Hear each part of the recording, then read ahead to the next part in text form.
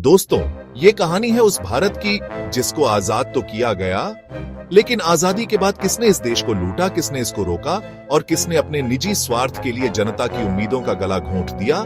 ये कहानी है भारत की गंदी राजनीति की।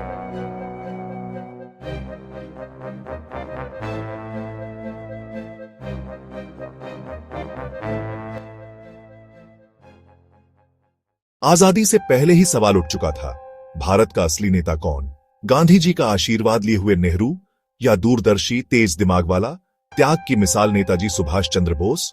बोस चाहते थे भारत को औद्योगिक ताकत, सैन्य शक्ति और युवाओं के नेतृत्व से आगे बढ़ाना।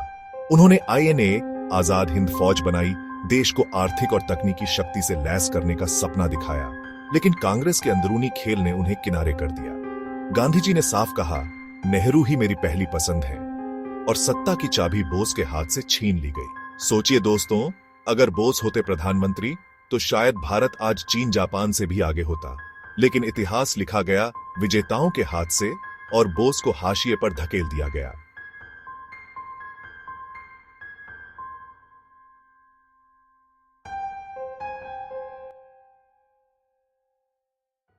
आजादी के बाद जो हुआ वो असली खेल था।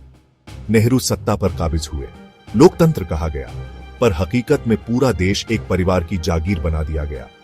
गलत आर्थिक नीतियां, लाइसेंस राज, लाल फीताशाही और उद्योगपतियों को दबाना, कश्मीर मसले पर यूएन जाना, आज तक हम उसकी सजा भुगत रहे हैं। बोस का सपना था भारत को सैन्य महाशक्ति बनाना, लेकिन नेहरू ने रक्षा बजट तक काट दिया।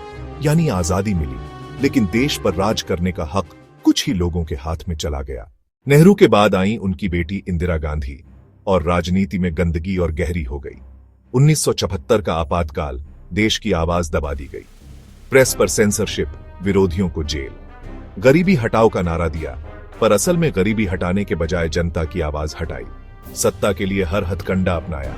भारत लोकतंत्र था, पर उस दौर में लोकतंत्र का गला घोंटकर कुर्सी बचाई गई। यही गंदी राजनीति की सबसे बड़ी मिसाल है। फिर शुरू हुआ गठबंधनों का खेल। 80 और 90 में क्षेत्रीय पार्टियां उठी, जाति, धर्म और भाषा के नाम पर। जनता के मुद्दे, शिक्षा, स्वास्थ्य, रोजगार पीछे छूट गए। सत्ता में आने का एक ही फॉर्मूला, ध्रुवीकरण, दंगे, जातिवाद। हर पार्टी ने कहा, हम जनता के लिए हैं, पर असल में अपनों की तिजोरियां भरने में लगी रही। राजनीति देश की सेवा नहीं, बल्कि लूट का कारोबार बन गई। आज के भारत में लोग मानते हैं, कांग्रेस गई तो भाजपा आई, अब सब बदल जाएगा।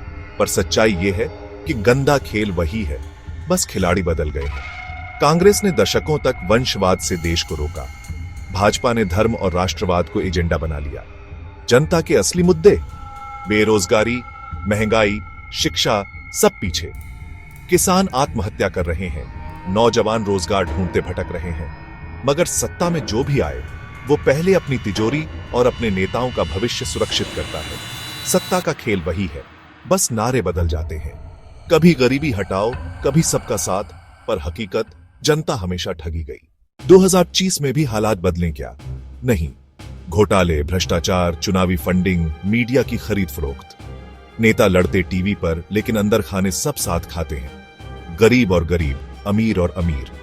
बोस ने जो सपना देखा था, आत्मनिर्भर शक्तिशाली भारत, वो आज भी सपना ही है। आज का लोकतंत्र असल में इलेक्शन मशीन बन चुका है। हर 5 साल जनता को सपने दिखाओ, वोट लो और 5 साल आराम से लूटो।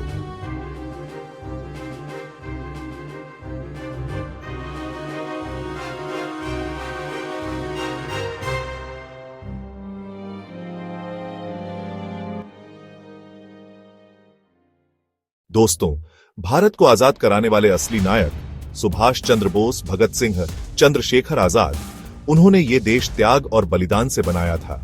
लेकिन आजादी के बाद सत्ता जिनके हाथ गई, उन्होंने इस देश को खेल का मैदान बना दिया।